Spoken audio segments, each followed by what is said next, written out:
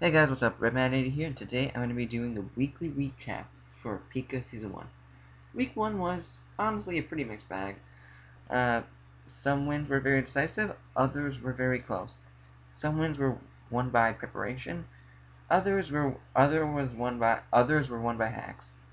Overall, it ended up being a very varied week to say the least. So with that being said, let's go ahead and start off with our first match this week, which is the Philly Shuckles versus the Indus Valley Infernape. So the Philly Shuckles in this matchup definitely held a lot of momentum throughout the entire game. In the first two turns, the Indus Valley's Rotom Heat was brought down to 1% thanks to a combination of Thunderous Arian's Volt Switch and a high jump kick from Blaziken. And then from there, the Philly Shuckles just continually Volt Turn on the Indus Valley Infernapes in order to have all the momentum in the game.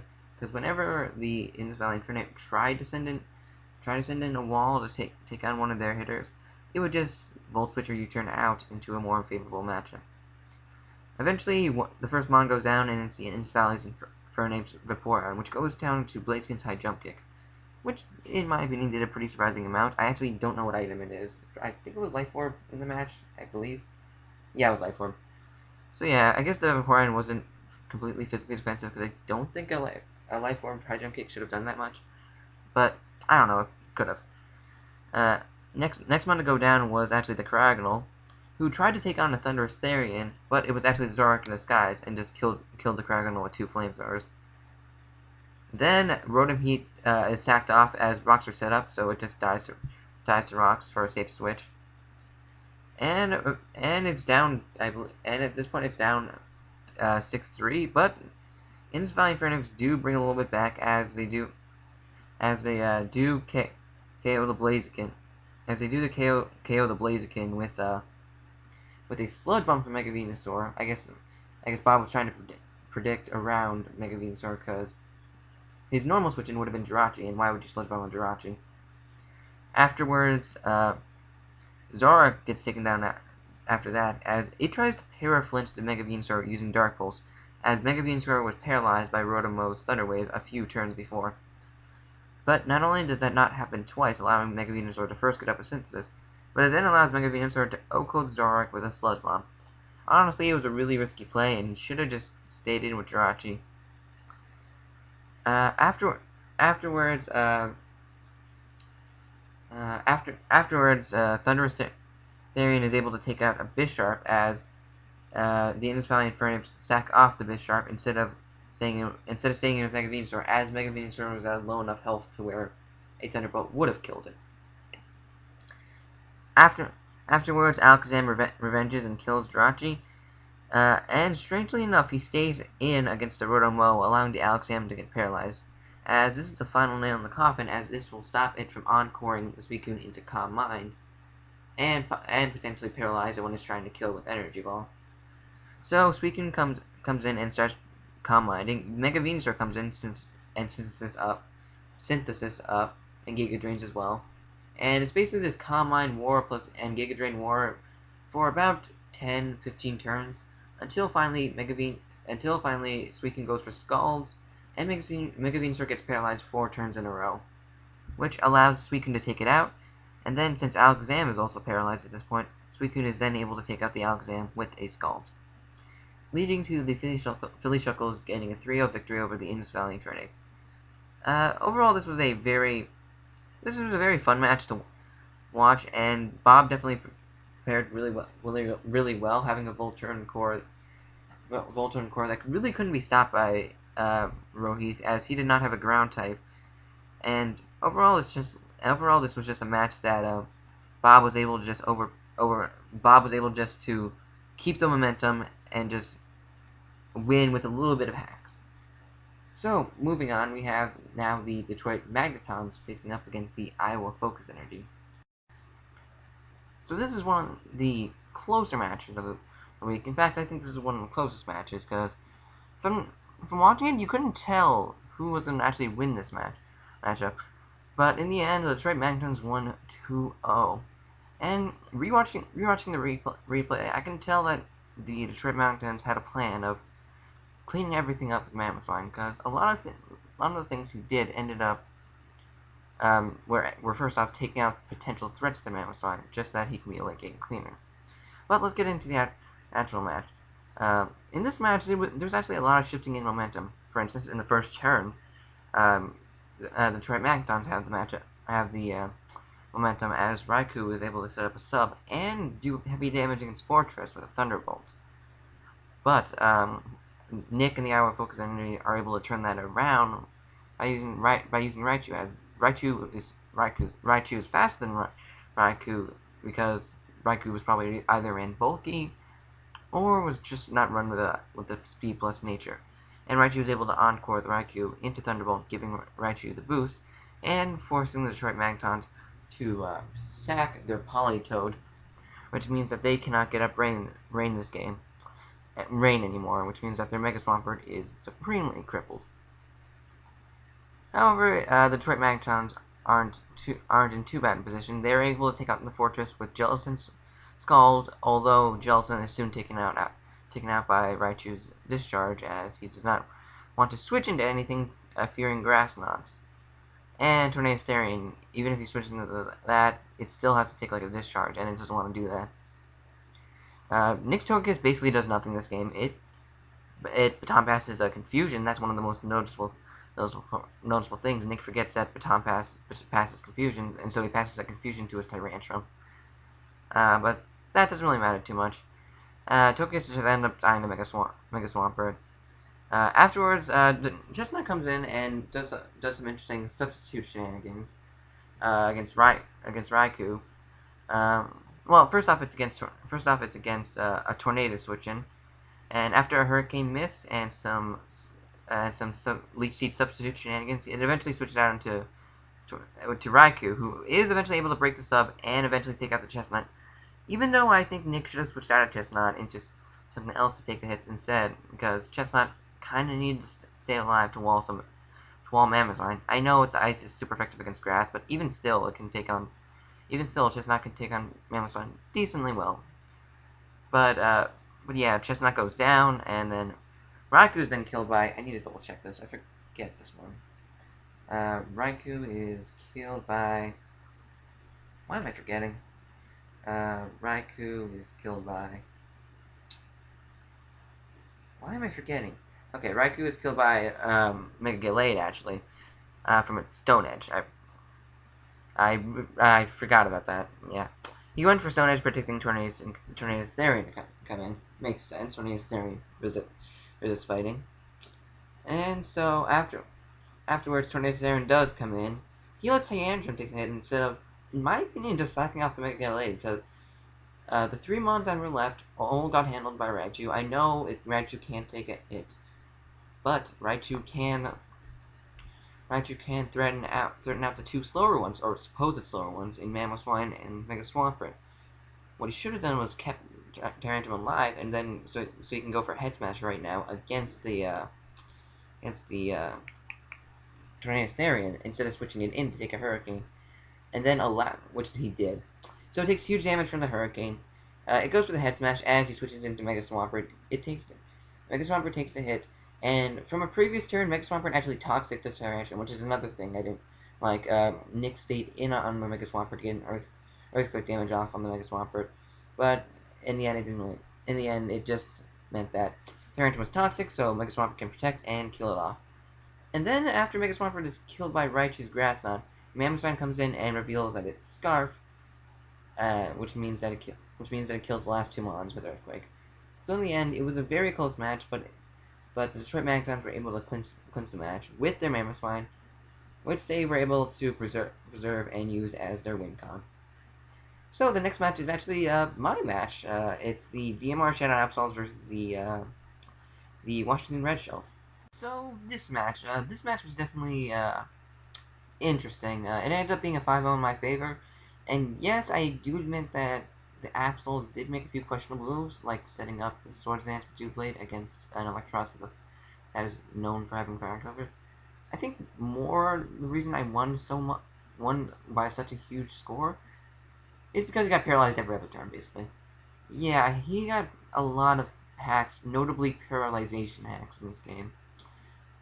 Basically, I had Thunderwave on Regirock, and I was going to be using that to slow down Slurpuff, make sure that I can cancel out its Unburden. You know, it makes sense. But what it ended up doing was making sure that Mew could not move, and neither could make a Slowbro during some instances. Yeah, basically my Florges was only able to kill off Mew because it got paralyzed 4 times in a row. Yeah, it was messy. And then Latias could only kill to make a Slowbro in that instance because it got paralyzed twice. So yeah, it was definitely a very hacksy match. Electrode set was interesting. It was like it had light screen, which was pretty cool, but I didn't have reflect, which meant that you couldn't get the ultimate combo off. And if it did have reflect, which I actually just double checked a couple minutes ago, it cannot learn reflect. So the dream could have never happened. But then he could have set up a Slurpuff and won the game there. I don't know. Maybe he should have brought a dual screen Mew. It's debatable. Yeah, Megalodios ended up being my check to Mega Slowbro because it had Psych Up to stop any setup Mega Slowbro did, as well as Shadow Ball to hit that super effectively, along with things like Doublade and Mew. Regirock ended up walling Thunderous Eye as well as Slurpuff. And by wall, I mean just stop it from setting up, basically. Thunderous Eye it actually did wall because it didn't have Focus Blast or Superpower, so it couldn't hit me super effectively. I don't think it kept on switching out. Well, that was more likely because Stone Edge O-coded it, so it didn't want to stay in on that. Electros, like I said earlier, ended up killing Doublade because he set up on it, even though I normally have fire coverage. And then Mega Scizor ended up taking out Slurpuff after Slurpuff killed Regirock. So yeah, that was basically how the game went. My Dugtrio did nothing. But, you know, it was hacksy. I really don't like winning because of hacks, but, you know, when it happens, there's nothing you can really do about it. That's the game of Pokemon. So, I'll be moving on to the final match in the Ruby versus Sapphire division, which is going to be the Richmond Rayquazas versus the Denver Dashers. So, now we have this match, which was another close match, like the Iowa Focus Energy versus Detroit Magneton. And this ended up being a 2-0 in the Denver Dashers' favor. Denver Dashers brought a very hyper-offensive team because he has a very hyper-offensive team. He doesn't really have any walls, more just bulky attackers that can take a few hits. Well, it looks like the Richmond Rayquazas also brought somewhat hyper-offensive, kind of. It's almost balanced. It's offensive favoring balance, I think, is the best way I can say it. So just basically offensive, maybe not hyper offensive, just offensive. Yeah, that's the best way I can describe it. And this was a very back and forth battle, just like the Detroit Magneton. The first turn, the Richmond Rayquazas are able to predict the lead of the Denver Dashers in being Rotom. So they have Crocodile out, and they're able to kill it with, kill Crocodile with a, they're able to kill the Rotom with a mixture of pursuit, which actually just 2 pursuits, because Rotom tricked the Crocodile Scarf. So after 2 pursuits, he's able to kill off the Rotom, who only had Shadow Ball to take it out. Afterwards, Lopunny takes his opportunity to set up Sub, which he sends out Cofagrigus for, because that's the thing that can take a hit.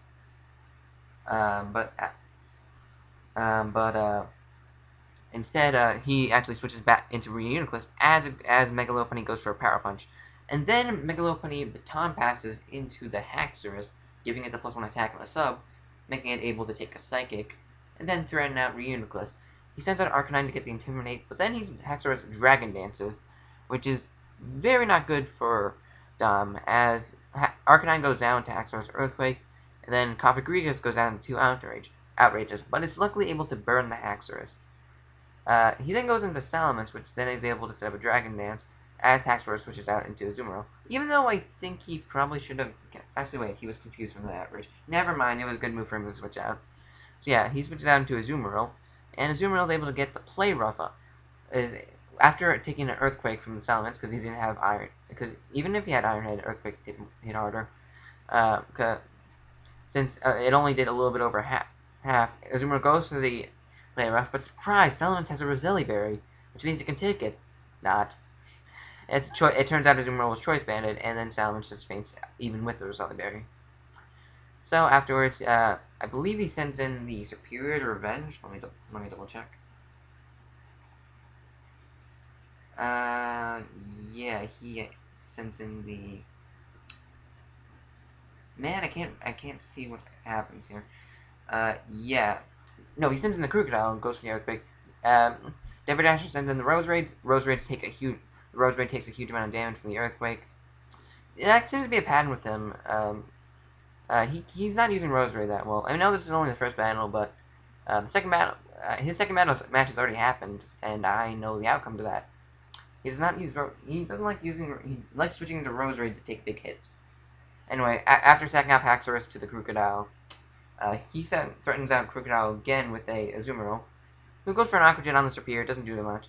Then comes something interesting. Superior. He forgot to put Contrary on his Superior, which means when he uses Leaf Storm against the Denver Dash's Metagross, hopefully getting a boost from the Denver Dash's Metagross, hopefully trying to get a boost from this.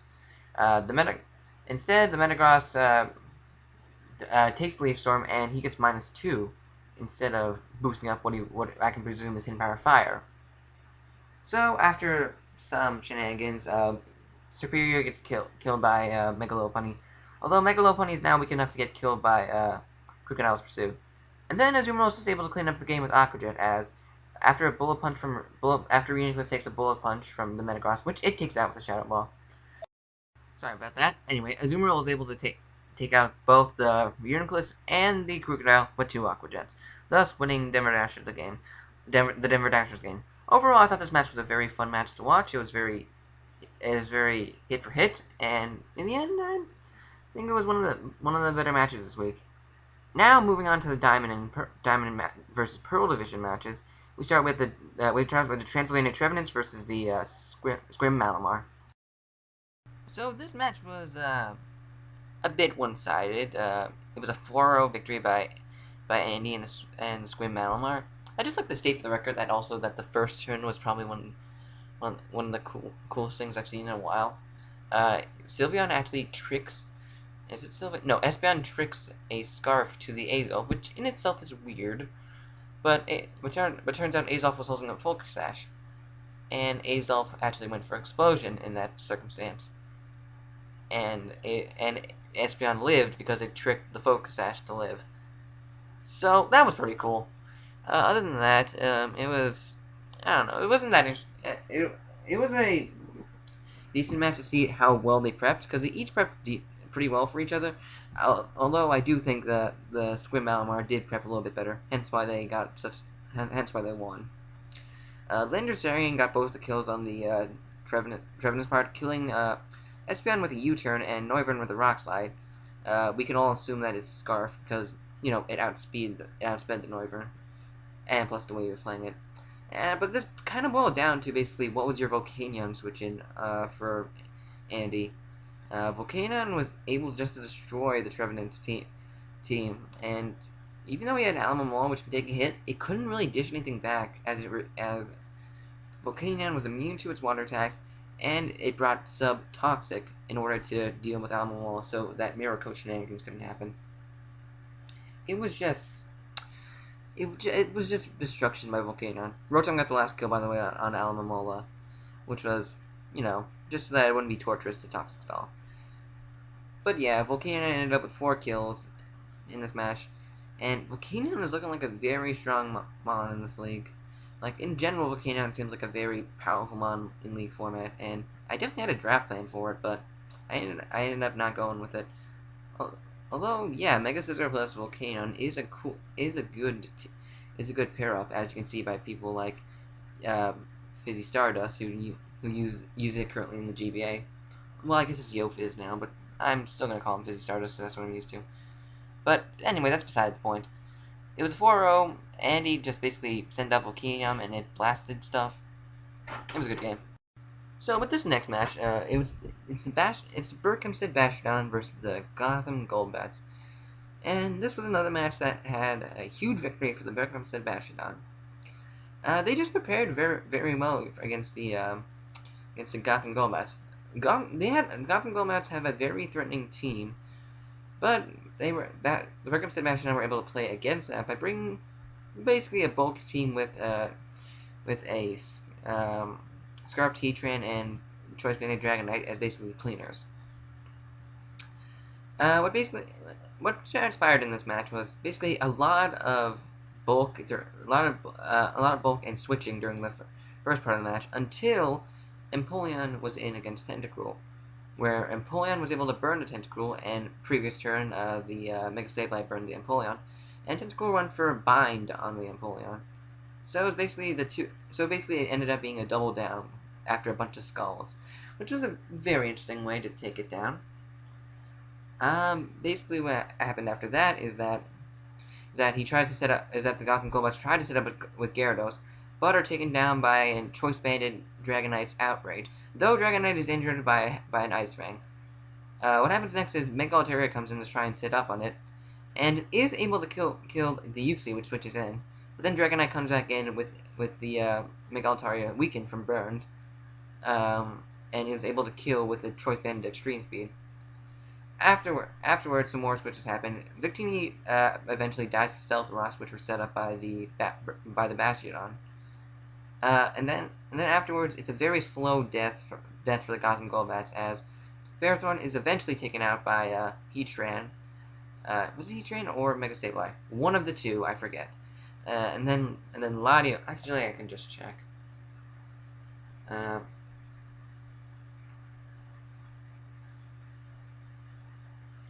Man, I can't find it now. Here it is. Yeah, it died to Heatran. And then Latios died in a way that makes Gargleflop and a lot of people very happy.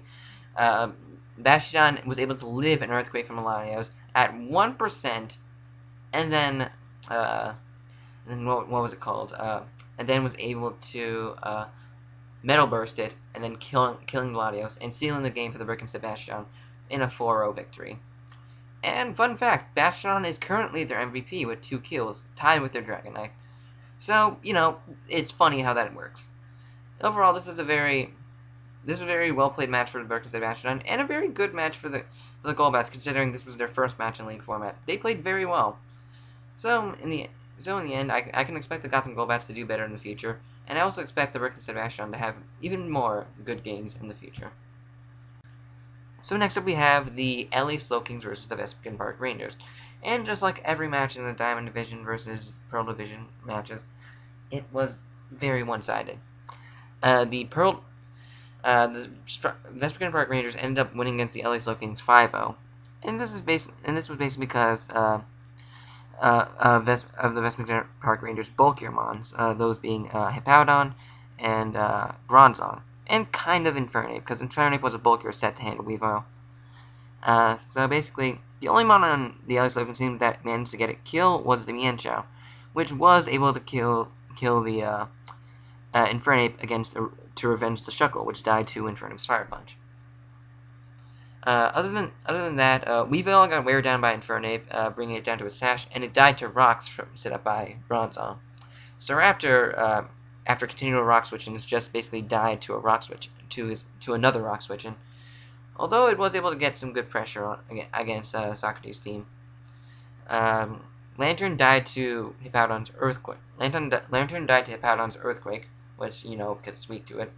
Mega Gardevoir died to Bronzong's Gyro Ball, which was very questionable because at that point he did have a switch in Lantern for the Bronzong. I'm not sure why he stayed in just to get 35% on the Bronzong with a Focus Blast. It was very questionable. And then finally, Mienshao died to Sandstorm damage after Hippowdon Earthquaked it. So overall, Socrates had enough bulk to handle the LA Slowkings' offense, and the LA Slowkings in general just didn't play as well as they probably could have against Socrates' team. Hopefully, the LA Slowkings can bounce back, because I don't like seeing a lot of teams that lose continually. But who knows? The season's still young, so maybe the LA Slow Kings will go on a win streak, and the Vespertine Park Rangers will go on a losing streak. But if the Vespertine Park Rangers keep playing well, they will keep winning. So we'll see what happens as the season continues. Finally, let's continue on to the last match, which is the Oneonta Quagsires versus the Shamrock Snovers. Sorry, I'm stumbling a bit. So with this final match, it of course matches the theme of all Diamond and Pearl matches this week. It was very one-sided. So it ended up being 6-0 in the Shamrock Snovers' favor, the only 6-0 this week, and the highest differential. I don't know why I just said that. Differential win this week, and also leading to getting the MVP with Manphy getting 5 kills. Yeah, only 5 because Registeel exploded before Manphy could kill it. But yeah, basically Manphy was able to set up in Registeel's face, and then it just swept through the rest of his team, killing Milotic with a Scald, Amoonguss with an Ice Beam, Absols with another Scald, Zapdos with an Ice Beam, and then Volcarona with a Scald. So yeah, it was a very short match, only lasting 17 turns. I think it was the shortest match we had. And yeah, that's basically it.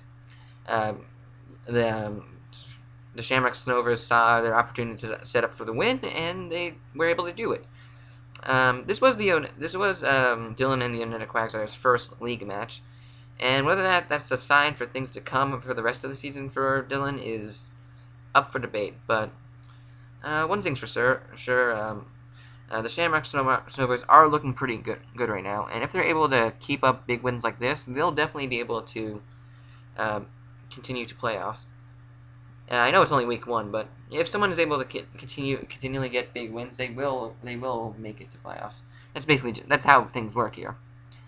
So with that being said, let's move on to the standings.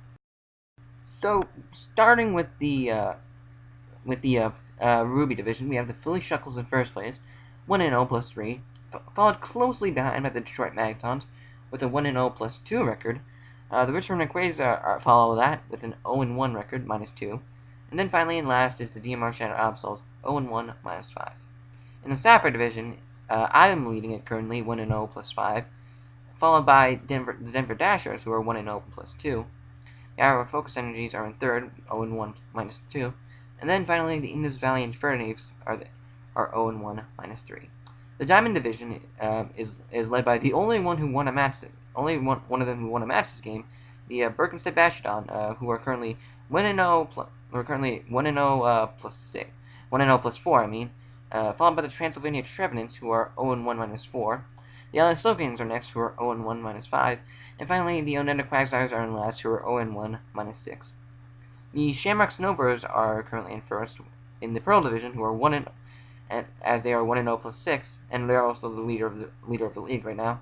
The Vespertine Park Rangers are followed closely behind with a 1-0 plus 5 record, who are then followed by the Sequim Malamars, who are 1-0 plus 4. And then in last place, the only Pearl Division member who lost their game, the Gotham Golbats, who are 0-1 minus 4.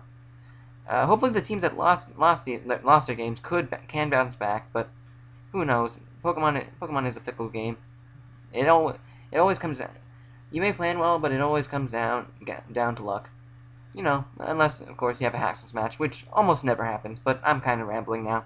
So let's move on now to the MVPs.